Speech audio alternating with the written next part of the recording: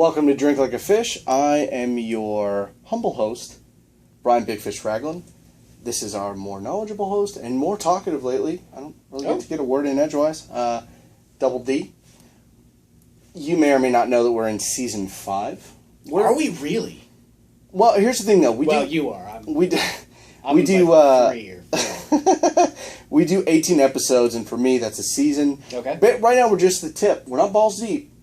We're just the tip into season 5. Yeah, it's like that. Let's get into the readings. I was excited by this because it was Left Hand. Left Hand has been good to DLF. Yes. They brew some tasty beers, and I saw this in the store. First off, Left Hand grabbed my attention. Second, I love the label on this bottle. That's Wake Up really Dead. cool. It's badass. Wake Up Dead Imperial Stout. Brewed on the banks of the mighty St. Vrain. Vrain? That'd be Vrain, I guess. I got nothing. I don't know if Vrain. Good morning. You've woken up dead. Is this what happens when you die? This is what happens when you die. That is what happens when he dies. And that is what happens when they die. You're in ruins, but don't be discouraged. Here's a black ale to brighten your day. Oh. Wake Up Dead lurks in our cellars for over 4 months before being unleashed. Wow. Hints of raisins, black licorice, coffee, and dark chocolate are followed by earthy herbal hop notes. Any apprehensions about the rest of your day are quickly forgotten, for whatever the mind expects, it finds. 10.2% ABV, and you can cellar this beer for up to 7 years. I've had this beer now for a few months. I think I sat on it and then passed it over to the DLF Review refrigerator. beer bank, and it's sat there for another month or two. Right. So, I mean, it's not as aged as it could be. I'm almost wishing I picked it up a second bottle, though, so we could really do a comparison eventually of what this beer tastes like after a couple of years just sitting. Because sometimes when you have a beer that's freshly brewed, a lot of those flavors that are meant to be accents are a little too strong. And after it's got time to kind of sit and age and mellow out a bit, I find it a lot more drinkable. So I have high hopes, but I won't be surprised if some of that licorice that they're talking about and raisins really come through pretty strong. Yeah. I mean, instead of being this kind of wide, even playing field of flavors. There they are. There's the raisins. There's the licorice. Licorice. Licorice. I'm not really getting any chocolate or cocoa. If it is, it's cocoa. Hey, Bobby. I think it's like a bitter chocolate, like a bitter, Like a dark chocolate? yeah, not like a milk chocolate, but Okay. but like a Okay. like a dark chocolate, very bitter. We let this sit out a little bit longer. This is probably about 60 degrees, which is optimum. It's anywhere from 55 to 60 degrees is where you're going to get most of the taste profile in. Taste the roux.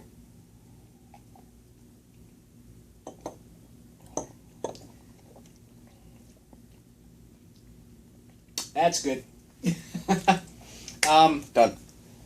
I don't like licorice. I don't like black licorice. It must be black licorice. You come back to make me cry some more. In my beer. Too often I've had beers with very strong black licorice flavors. This definitely has it. When you first sip, that's the first punch you get. Right. But it very quickly mellows out, and you get all of these other. You get this fruit sweetness, probably from the raisins that they're talking about. Mm-hmm. There's a little bit of a cocoa, like an unprocessed chocolate, bitter cocoa flavor. That's your finish, and that's kind of what's still lingering on the back of my palate. Like a beer ninja. I mean, this will sneak up on you. If you were to drink this by yourself, this bottle, and you're like, oh, it's fine. By the end of the night, you just be pass out.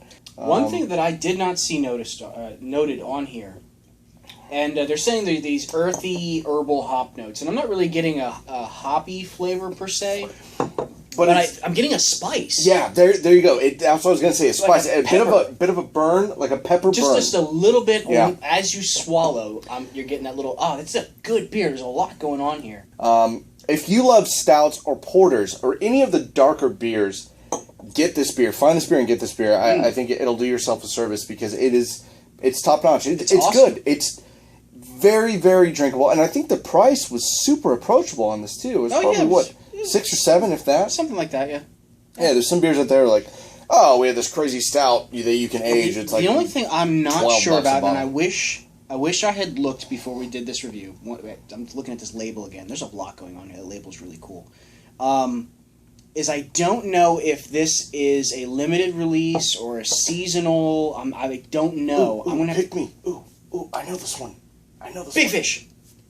It comes out every year, man. Oh, so it's a seasonal. Yes, it's all the time. You can get it, throughout the year. Oh, Yeah. so it's year round. It's approachable. So it's not seasonal. No. Did I say seasonal? Once again, though, I would love to get another bottle of this and just park it. Let it sit there for a couple of years. That spiciness might mellow out, but other things might come to the forefront. The ABV is going to go up like a sumbitch. But I would like to try it. 7 years, that's a commitment. Most marriages don't last 70 years. I'll take the kid and the beer bottles, dear. But it is worth it. We should go down there. We should grab one. If you get one, like Dave said, bite in 2. Yeah. Get one to drink, one to age. Definitely. Age a sumbitch and enjoy. Yep. All right. Cheers. Cheers. That was awkward. It was awkward.